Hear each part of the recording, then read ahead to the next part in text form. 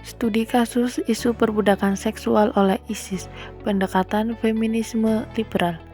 ISIS merupakan salah satu kelompok militan teroris yang kuat yang menguasai daerah-daerah besar di Timur Tengah.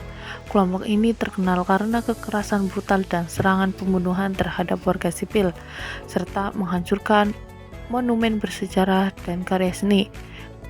Invasi ISIS ke wilayah Yazidi. Invasi wilayah Yazidi pada tahun 2014, ISIS telah berhasil menguasai wilayah teritorial Yazidi.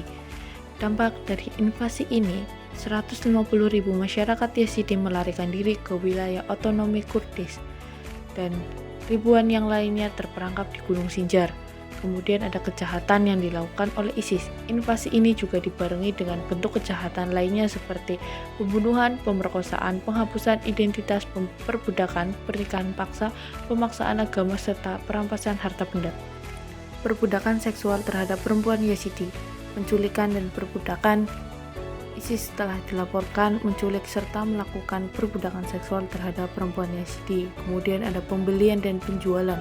Setiap wanita yang ditawan biasanya dibeli dan dijual oleh para pejuang ISIS. Kemudian ada skala perbudakan.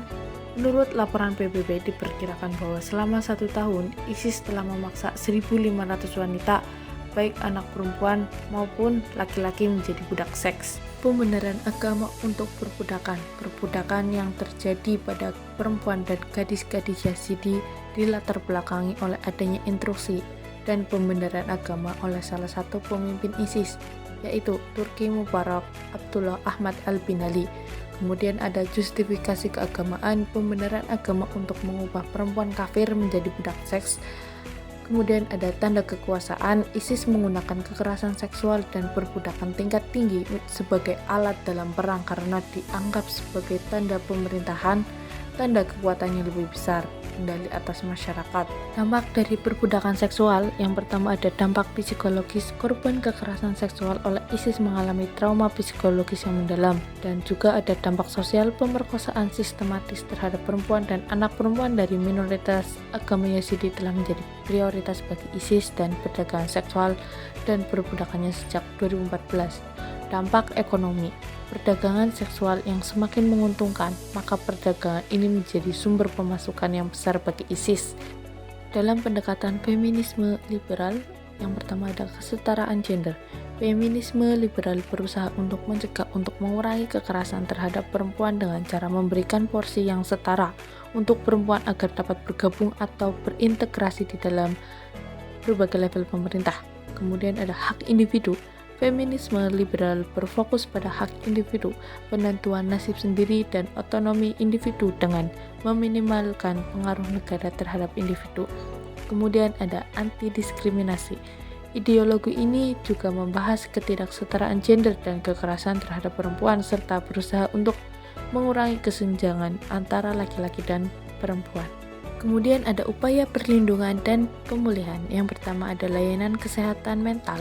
Pendekatan feminisme liberal mendorong akses ke layanan kesehatan mental yang memadai untuk membantu pemulihan korban kekerasan ISIS. Kemudian ada Undang-Undang Perlindungan. Pada bulan Maret 2021, Parlemen Irak mengesahkan undang-undang yang melarang eksekusi terhadap perempuan dan kaum minoritas dari ISIS. Kemudian ada dukungan internasional.